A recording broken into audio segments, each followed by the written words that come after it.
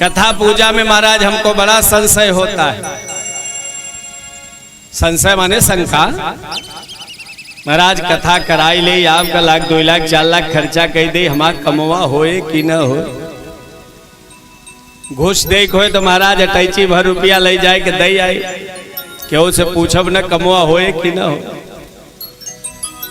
लेकिन भैया कथा वार्ता पूजा पाठ में हमको बड़ी शंका हो। नाई के यहाँ दाढ़ी बाल बनवाने जाते हैं तो महाराज वो छूड़ा हमारे गले पे चलाता है, लेकिन खूब विश्वास है कि गला नहीं रेतेगा, दाढ़ी बनाए। बिना पता के महाराज कलकत्ता बंबई चले जाते हैं, रिक्शे वाले पर विश्वास है कि हमारे पता पे छोड़े। लेकिन जब कथा पूजा में विश्वास की बात आती है तो वहां विश्वास डगमगाने। विश्वास होना चाहिए। भक्ति की पहली गति का नाम विश्वास। बिन विश्वास भगत नहीं, बिना विश्वास के भक्ति नहीं। हम ही आप आत्मदेव हैं।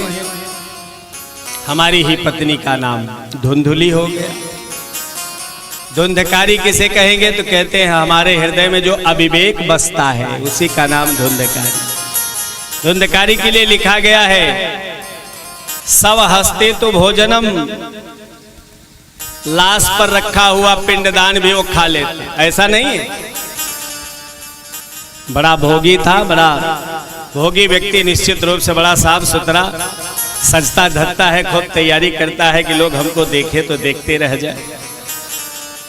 ये लक्षण है। तो कैसे पिंडदान का हाथ पर रखा हुआ भोजन कर लेगा? तो क्यों ये लिख दिया गया? इसलिए लिख दिया गया कि ये हाथ सेवा के लिए बनाए गए, ये हाथ दान के लिए बनाए गए, ये हाथ चरण दबाने के लिए बनाए गए, ये हाथ किसी की रक्षा करने के लिए। अगर ये काम इन हाथों से नहीं हुआ तो महाराज ये हाथ 100 के समान, और उससे जो हम भोजन करेंगे तो 100 हंसते तो भोजन। ये विधि कहते हैं भैया विवेक ही हमारा सत्संग का जो फल है वही गोकर्ण है। आप लोग सुन रहे हैं तो बड़ा अच्छा लग रहा होगा कि महाराज बड़ी अच्छी बात बता रहे हैं, खूब सिर हिला हिला करके सुन रहे हैं। लेकिन जैसे दुकान में बैठेंगे तो विचार करेंगे कि महाराज कथा की बात कथा में रहने दो, यहाँ थोड़ा बहुत टेनी नहीं लगाओगे तो घर परिवार कैसे चले, कुछ मिलावट नहीं करोगे तो कैसे काम चले। वहां हमारी बुद्धि, इसी का नाम है फल ग्रहण न करना। फल नहीं खाओगे, व्यवहार में उसका उपयोग नहीं करोगे तो धुंधकारी पैदा होगा। यही विधान है। गोकर्ण आएंगे ही नहीं। सात ही गांठ के बांस में क्यों बैठा? तो कहते हैं हमारा आपका जो बंधन है वो 7 जगह है। माता में, पिता में, पत्नी में, बेटा में, धन में, गांव में। इन जगह हमारी वासनाएं छिपी हुई है। हम इनके बिना रह नहीं पाते। महाराज यहाँ आयोजन, अब हम देश जगह जगह यह कथा करके क्या किए जब आप लोगों को कथा नहीं सुनाए। कल हम गए थे पूर्व सांसद हमारे आदरणीय पंडित गोरखनाथ पांडे जी के, तो यही बात कहे महाराज यहाँ तो आपको आना ही पड़ेगा। ये तो जन्मभूमि है ना, ये कर्म भूमि है। यहाँ के लिए तो आपको समय देना ही पड़ेगा। आप बाहर चाहे जितना लोगों को समय दो। यह भी गांव का भी एक बंधन होता है महाराज। गांव में भी एक वासना छिपी हुई है। कहीं भी आप देश विदेश कलकत्ता बंबई चले जाइए, लेकिन जिस दिन गांव जाने की तैयारी होती है उस दिन आपके चेहरे की प्रसन्नता देखते बनती है। जो परदेश में रह रहे हैं उनसे पूछिए। तो ये वासनाओं के 7 गांठ हैं। भागवत की कथा से एक एक गांठ एक एक दिन में कटनी चाहिए, और जब कटेगी तभी उद्धार होगा। बोल भागवत भगवान की जय हो। श्री परमात्मने नमः। महाराज इस भागवत की कथा की विधि क्या है?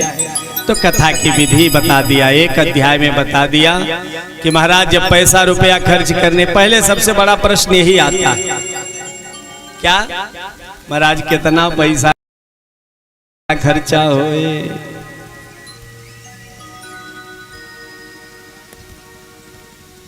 विवाहे यादृशम वित्तम तादृशम परिकल्पये।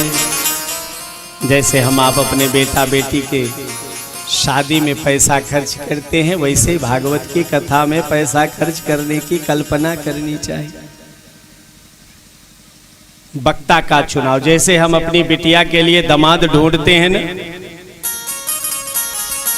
ऐसे ही जब कथा सुनना हो तो महाराज व्यास का चुनाव करें, बड़ी एकाग्रता से, बड़ी तन्मयता से, बहुत जांच परख करके।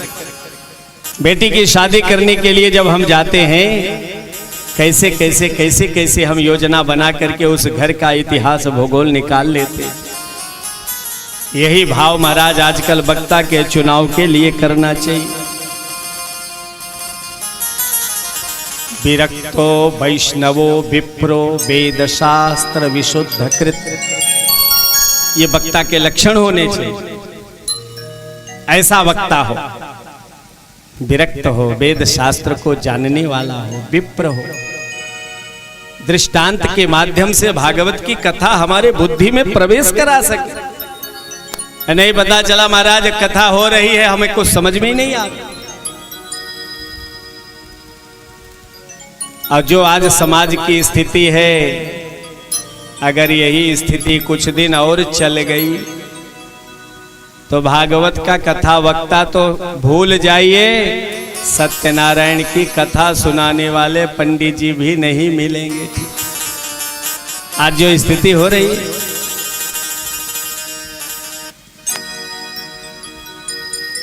कहते हैं महाराज, बोल भक्तवत्सल भगवान की जय हो।